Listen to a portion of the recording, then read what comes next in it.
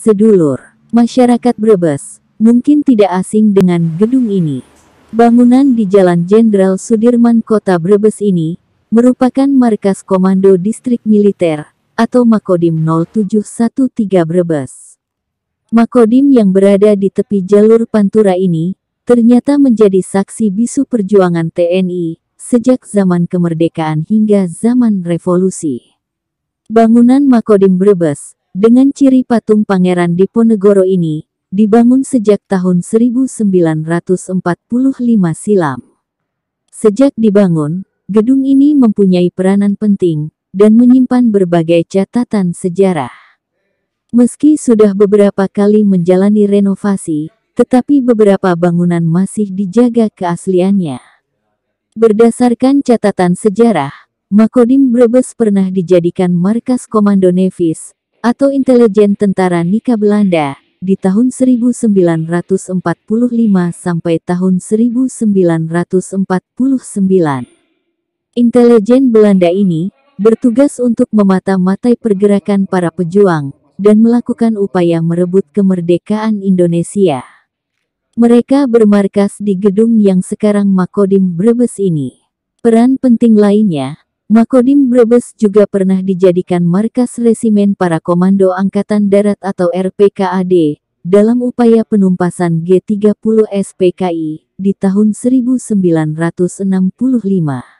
Kodim 0713 Brebes ini sangat penting dalam pergerakan sejarah di Indonesia, khususnya di Brebes.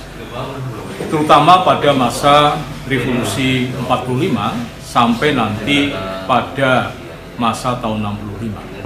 Nah, pada masa agresi militer pertama 1947, tempat yang sekarang ini menjadi Kodim 0713 itu menjadi tempat markas komando tentara Nika bagian untuk Nevis. Jadi ada di sini Nevis ini punya peran penting karena kita ketahui Nevis ini sebagai salah satu dinas intelijen dari Nika yang berperan dalam pergerakan perang kemerdekaan 45 sampai 49. Nah, yang kedua, tempat ini sangat strategis karena memang berada di wilayah dekat bahkan di depan Jalan Grute Poswik yang memegang peran penting menghubungkan wilayah barat yaitu wilayah Jakarta, Batavia, dan timur Surabaya. Dan sepanjang Grute Poswik ini kita banyak memiliki infrastruktur yang sangat penting.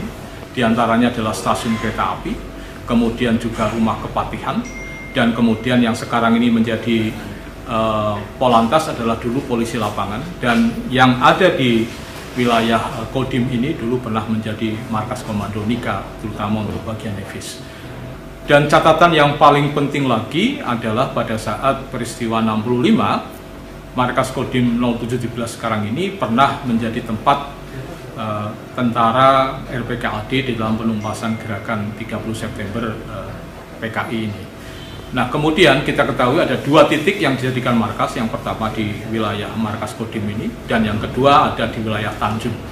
Nah, keduanya sangat berperan penting dalam melakukan operasi pagar betis pada waktu itu untuk membatasi pergerakan, terlebih ketika kemudian pasca penangkapan Ketua Dewan Revolusioner Letkol Untung di wilayah Tegal. Makodim Brebes ternyata memiliki catatan sejarah yang luar biasa. Pemerintah daerah diharapkan bisa mengupayakan agar sejarah perjuangan TNI, khususnya di Brebes, dapat tercatat untuk memberikan pemahaman ke masyarakat. Tim Kanal Brebes melaporkan.